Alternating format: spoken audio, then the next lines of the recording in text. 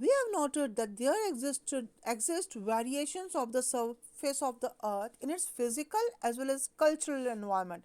A number of phenomena are similar and many are dissimilar. It was therefore logical to perceive geography as a study of areal differentiation. Means यहाँ पर बहुत सारे changes हैं over the surface of the earth. जैसे पहले जिस जगह mountain से जो यंग माउंटेन से दे स्लोली स्लोली डिग्रेडेशन से वो देख with the passage of time वो ओल्ड माउंटेन्स बन गए हैं. तो number of phenomena they are occurring in your environment, and it is logical to perceive geography as a study of the areal differentiation. Geography को कैसे study करना है कि एरिया जो है उसमें जो चेंजेस आ रहे हैं, डिफरेंशिएशंस आ रही हैं, वो उसको पढ़ना है. It was perceive to study all those phenomena which vary over space.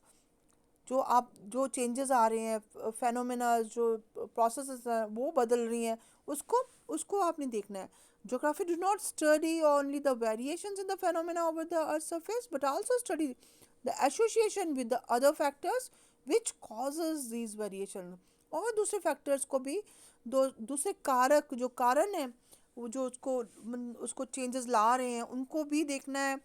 Cropping patterns differ from region to region, but this variation in cropping pattern as a phenomena is related to variation in soils, climate, demands in the market, capacity of the farmer to invest, and technological inputs available to her or him.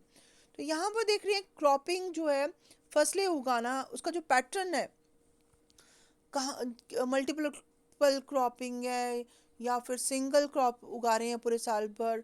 और कैसे जो land है तो वो that were differ to plains में different है, mountainous regions में different है. और साथ में चेंजेस है, जहाँ पर सॉइल ब्लैक सॉइल है, अलुवियल सॉइल है, तो वहाँ पर अलग अलग सॉइल के टाइप्स है, तो वहाँ पर भी डिफरेंट है. तो यहाँ पर क्लाइमेट कहाँ पर कैसा सूट करता है. अगर जैसे कॉटन है गुजरात महाराष्ट्र में ग्रो होती है, तो यहाँ पर पंजाब में वीट होती है. तो क्लाइमेट पर भी डिपेंड करता है, मार्केट में डिमांड कितनी है किसी चीज़ की, तो आप क्रॉप तभी उगाते हैं अगर उसकी डिमांड है. और जो फार्मर है वो कितना इन्वेस्ट कर सकता है. तो it also depends on all these things, technological inputs, technological tractors, threshers, machines or other things which you can use input डाल सकते हैं आप. तो इन सब चीज़ों पर क्रॉपिंग पैटर्न डिपेंड करता है. Thus, the concern of geography is to find out the causal relationship between any two phenomena or between more than one phenomena. दो दो फेनोमेना जो प्रोसेस जो वर्क कर रहे हैं और एक फिनोमेना है, तो उनके बीच में रिलेशन क्या है उसको आप भी स्टडी कर सकते हैं. इसमें casual relationship, causal, what the reason, cause क्या है उसके behind that phenomena. So you can study in geography as geographer. The person who studies geography is geographer. He explains the phenomena in the frame of cause and effect relationship. कौन सा frame है, किस ढांचे में वो कोशिश करता है उसको जानने की, कॉज कारण क्या है और इफेक्ट प्रभाव क्या है उन रिलेशनशिप्स का. As it does not only help in interpretation but also foresees phenomena in future. उस फिनोमेना को फ्यूचर में भी देखने के लिए कि कैसा उसका इम्पैक्ट होगा, ये सब चीज़ें जोग्राफर के माइंड में होती है. The geographical phenomena both the physical and human are not static. Change are there, variable and dynamic है. They change over time as a result of the interactive processes between. There is a change interaction between the earth and the untiring and ever active human beings. Human beings को कैसा माना गया है, अनटायरिंग, जो थकता नहीं है और हमेशा एक्टिव रहता है. तो उनके इंटर रिलेशन से इंटरएक्टिव होने से क्या चेंजेस आ रहे हैं तो वो हम पढ़ेंगे. प्रिमिटिव ह्यूमन सोसाइटीज वो directly dependent on their immediate environment. जो उनके चारों तरफ जो इमीडिएट एनवायरनमेंट थी वो उस पर डिपेंड करते थे, उस पर निर्भर थे. Geography thus is concerned with the study of nature and human. Wait, geography thus is concerned with the study of nature and human interaction as an integrated whole. तो ह्यूमंस के साथ में नेचर का जो इंटरेक्शन होता है, inter action, बीच में जो दोनों के बीच में जो एक्शन होता है, कार्यकलाप है, वो वो इंटीग्रेटेड बोल मतलब उसको इकट्ठा मतलब मिलजुल करके उसको एक इंटीग्रेटेड बना दिया गया है। और human is an integral part of the nature. आपको पता है जो ह्यूमंस होते हैं वो प्रकृति का एक बहुत बड़ा पार्ट है। Nature has the imprints of human nature has influenced different aspects of human life.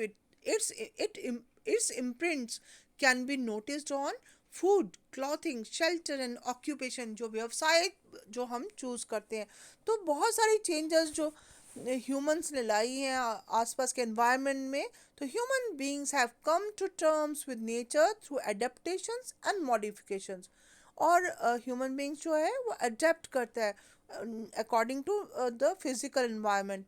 जो कोल्ड क्लाइमेटिक रीजन है तो वहाँ पर ह्यूमन बींग्स का लिविंग का स्टाइल डिफरेंट है। और जहाँ पर जो हॉट डेजर्ट्स हैं या प्लेन्स हैं तो वहाँ पर वो डिफरेंट स्टाइल्स चूज करते हैं to live with the nature. There is adaptation of human beings और मॉडिफिकेशंस भी हैं, changes occur with the passage of time.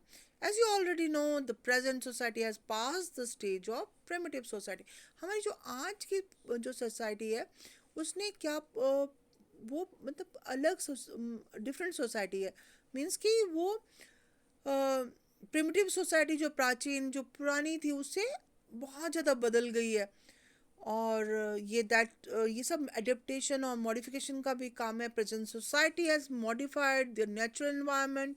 उन्होंने अपने नेचुरल एनवायरनमेंट को चेंज कर लिया है by inventing and using technology and thus have expanded the horizon of their operation.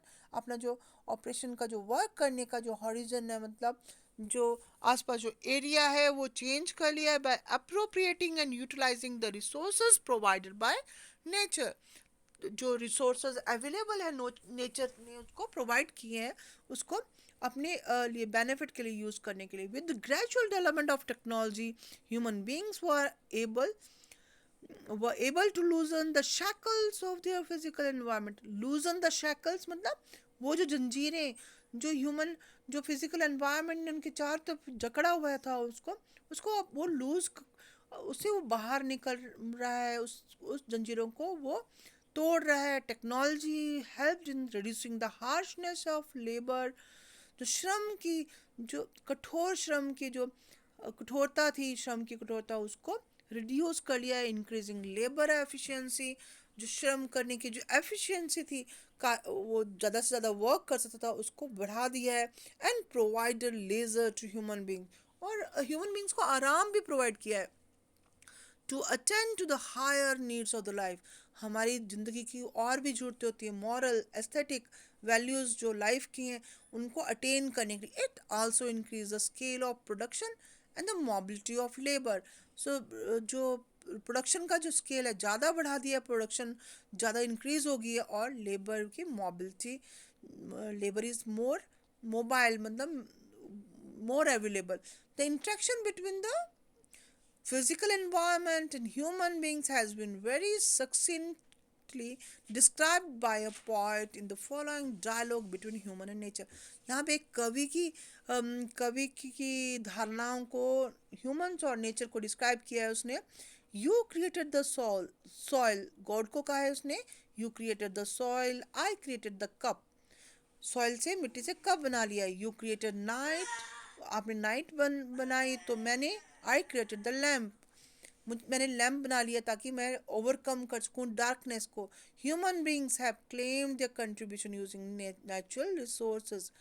जितने भी नेचुरल रिसोर्सेज हैं उनको अपने लिए यूज़ कर लिया है। Move from the stages of necessity to a stage of freedom. ज़रूरत की जो स्टेज थी उससे वो कहाँ पर मूव कर गया है अब फ्रीडम, आज़ादी की। They have put their imprints everywhere. उसने अपने सारे निशान सब जगह छोड़ दिए हैं। और and they create new possibility in collaboration with nature प्रकृति के साथ मिलकर के उसने नई संभावनाओं की तलाश किया. Thus we now finds humanized nature and naturalized human beings. And geography studies that interactive relationship. The space got organized with the help of the means of transportation. Communication network is there. तो आप देख रहे हैं कि यहाँ पर क्या होता है, कम्युनिकेशन नेटवर्क है, आप कनेक्टेड हैं, और साथ में ट्रांसपोर्टेशन इज अवेलेबल. तो connectivity is developed. The links, the routes, जोड़ने के लिंक्स और रूट्स, रास्ते, nodes, settlements of all types and hierarchies integrated the space and gradually it's got organized. तो धीरे धीरे देख रहे हैं कि क्या हो रहा है कि वहाँ पर ये सारा ऑर्गेनाइज हो रहा है. As a social science discipline geography studies the spatial organisation. Spatial मतलब जो सतही जो होता है, जो सतह होती है, उस ऑर्गेनाइजेशन को स्टडी करते हैं. एंड स्पैटियल इंटीग्रेशन, और कैसे वो इंटीग्रेटेड हो रहे हैं, दैट आल्सो.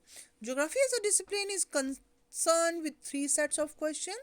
तीन क्वेश्चन इसमें पढ़ते हैं हम. दैट इज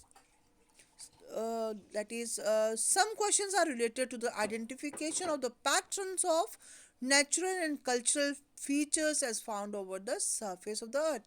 ये questions है, these are the question about what are these patterns of natural and cultural features. जो चीज़ें जो भी जो features जो ज्योग्राफी के जैसे लैंड पैटर्न्स हैं, वो सब चीज़ें जो अवेलेबल हैं अर्थ के सरफेस पर, वो क्या क्या है, what. Some questions are related to the distribution of the natural and cultural feature over the surface of the earth. Where? कहाँ पर distributed है, कौन सी चीज़ें कहाँ कहाँ distribution is there, taken together, what and where. Both these questions take care of the distributional and locational aspects of the natural and cultural feature. तो यहाँ पर आप देख रहे हो प्राकृतिक और कल्चरल सांस्कृतिक फीचर्स को इंक्लूड किया गया है, कहाँ कहाँ उसकी डिस्ट्रीब्यूशन है और कहाँ कहाँ उसकी लोकेशन है.